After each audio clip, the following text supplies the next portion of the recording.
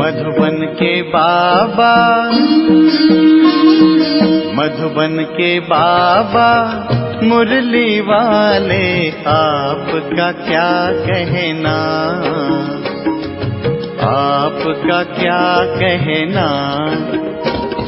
ओम शांति। आज 6 दिसंबर 2021 के साकार मधुर महावाक्य हैं। आज की मधुर मुरली में बाबा ने बहुत सारी शिक्षाएं और सावधानियां दी हैं।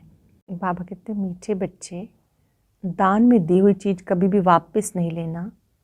वापस लेंगे तो आशीर्वाद के बदले श्राप मिल जाएगा। दान में दी हुई चीज़ कभी वापस नहीं लेना। वापस लेंगे तो आशीर्वाद के बदले श्राप मिल जाएगा। क्वेश्चन है, कौन सा निश्चय पक्का हो जाए तो किसी भी विरोध का सामना कर सकते हैं।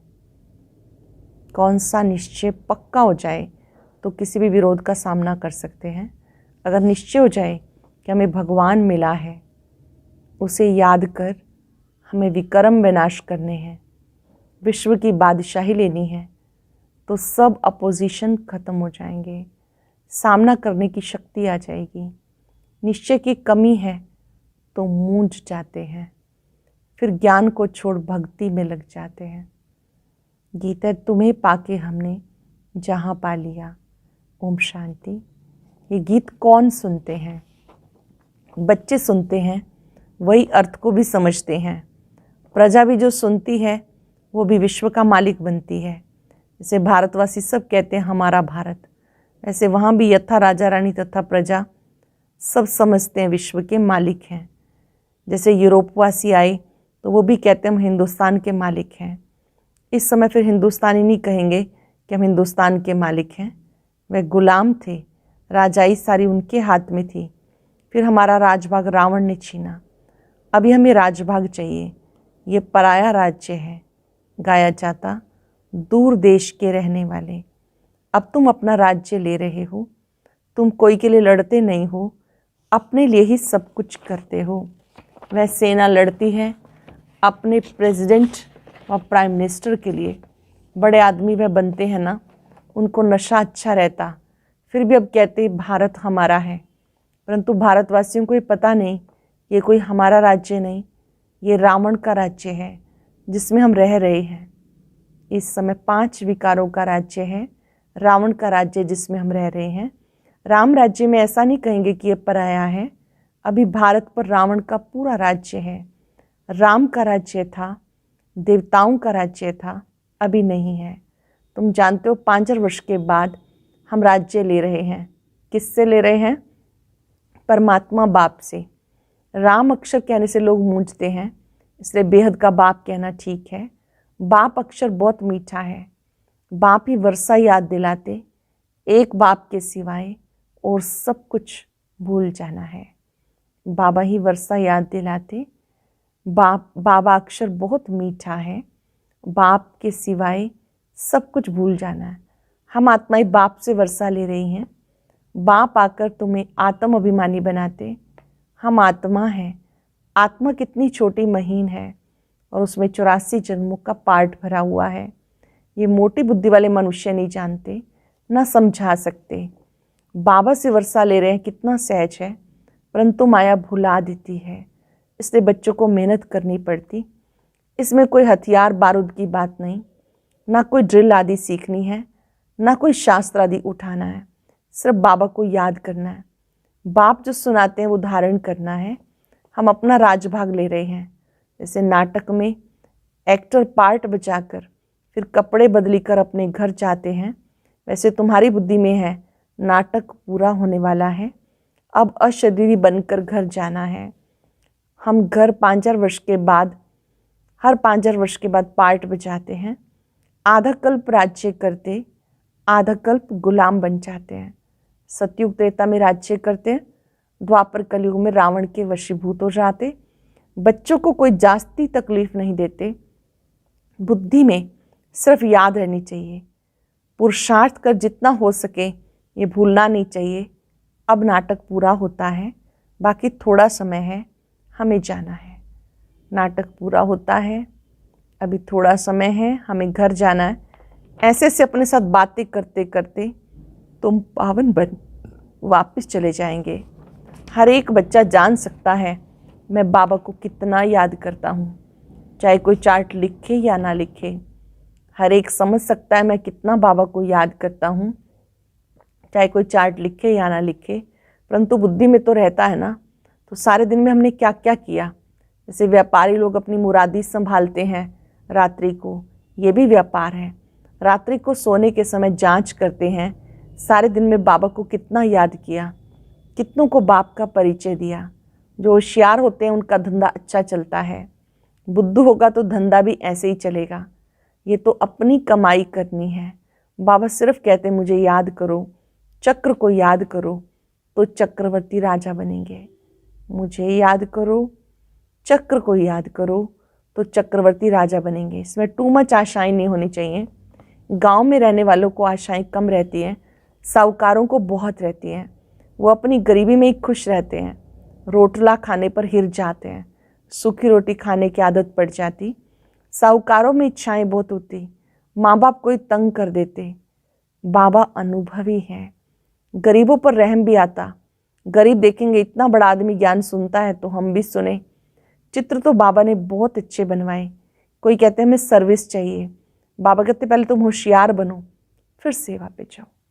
पहले खुद होशियार बनो फिर सेवा पे जाओ, क्योंकि आजकल भक्ति का भी जोर है। एक तरफ समझाओ, दूसरे तरफ गुरुओं की चक्री चलती है, वो डरा देते हैं। तुम अगर भक्ति नहीं करेंगे तो तुम्हें फल कैसे मिलेगा।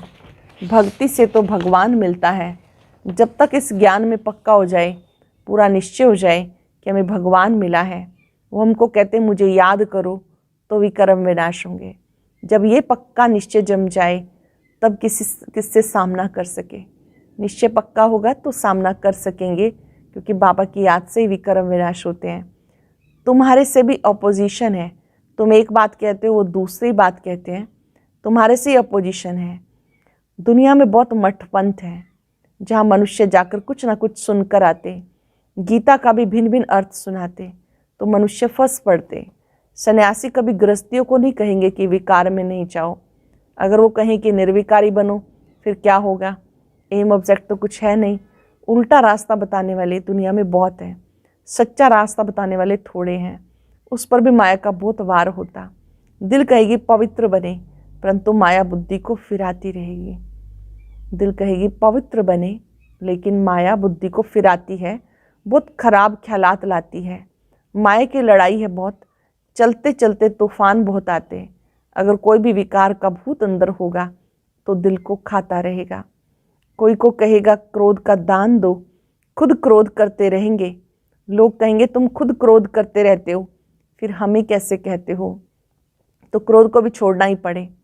क्रोध कोई छिपा के नहीं किया जाता। क्रोध में आवाज़ बहुत होता है। आपस में लड़ते हैं, एक दो को गाली देते हैं।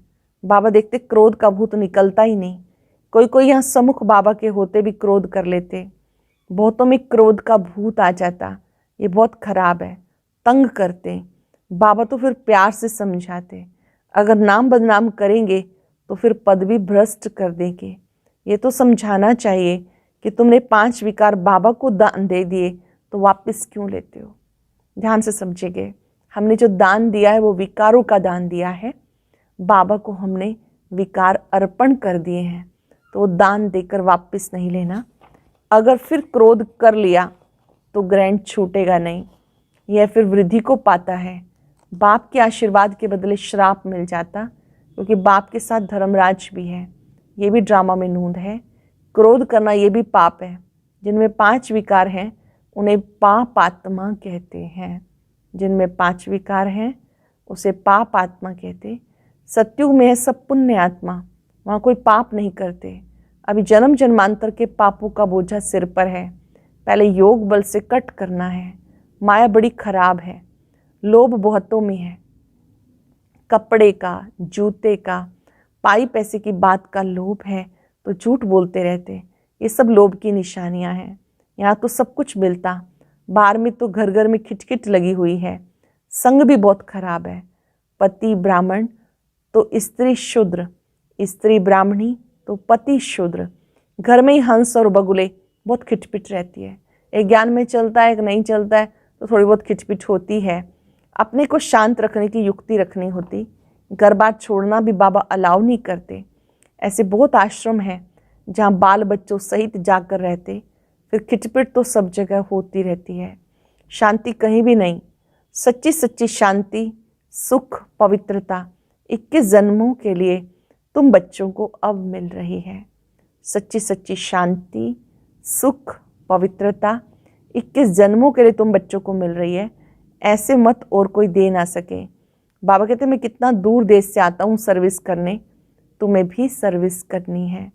प्रदर्शनी मेले में बहुत नहीं समझ सकते, भले गवर्नर ओपनिंग करते हैं, परंतु ये थोड़ा ही बुद्धि में आता कि इनको परमात्मा पढ़ाते ब्रह्मा द्वारा, जिससे विश्व का वर्षा मिलता।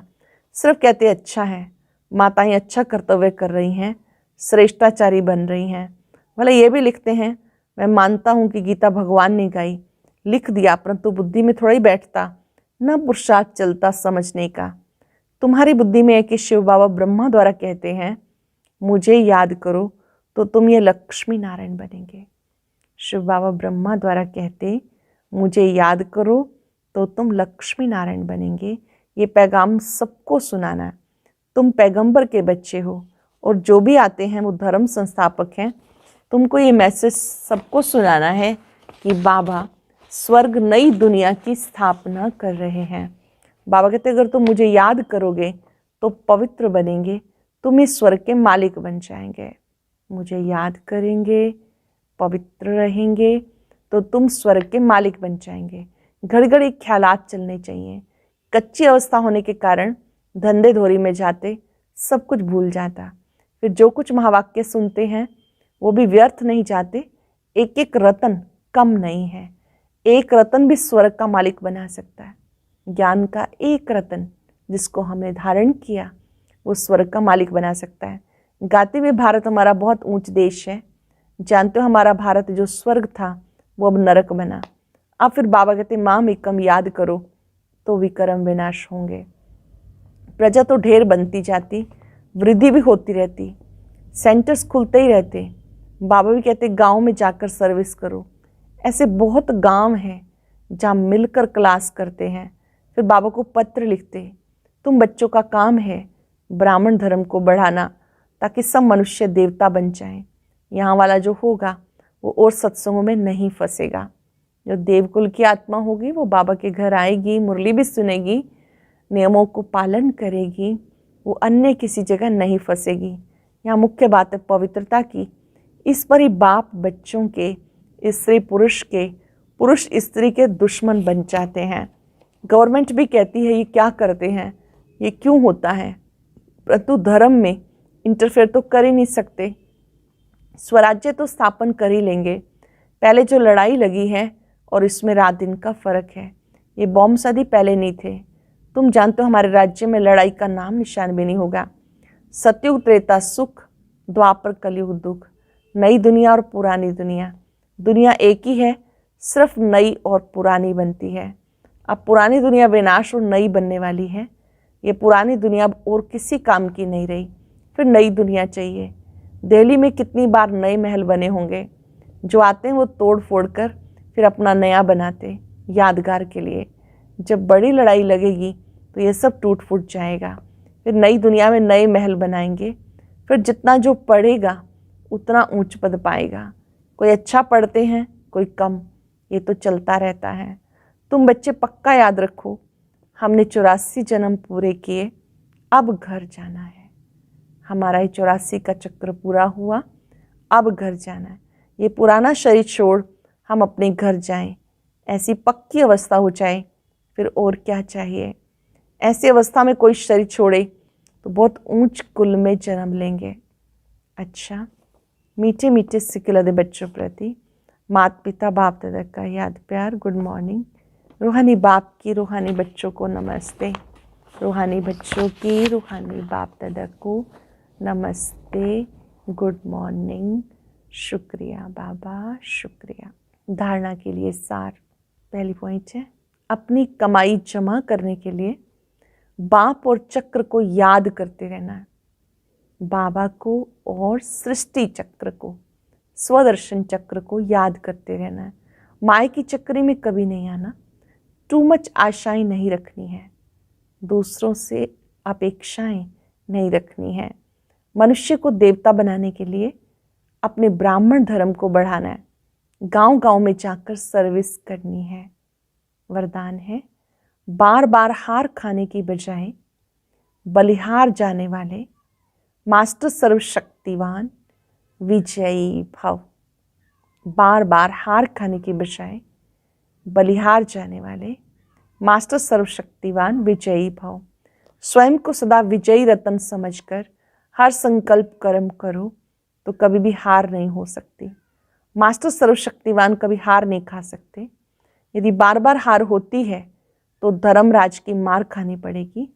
हार खाने वाले को भविष्य में हार बनाने पड़ेंगे। द्वापर से अनेक मूर्तियों को हार पहनाने पड़ेंगे। इसलिए हार खाने की बजाय बलिहार बचाओ। अपने संपूर्ण स्वरूप को धारण करने की प्रतिज्ञा करो तो विजयी बन जाएंगे। अपने संपूर्ण स्वरूप को धारण करने की प्रतिज्ञा करो तो विजयी बन जाएंगे। स्लोगन है, कब शब्द कमजोरी सिद्ध करता है, इसलिए कब करेंगे नहीं, अब करना है। कब शब्द कमजोरी सिद्ध करता है, इसलिए कब करेंगे नहीं, अब करना है। अब नहीं तो कभी नहीं। ओम शांति। और अब यह एक बहुत अच्छी वीडियो भी जरूर देखें।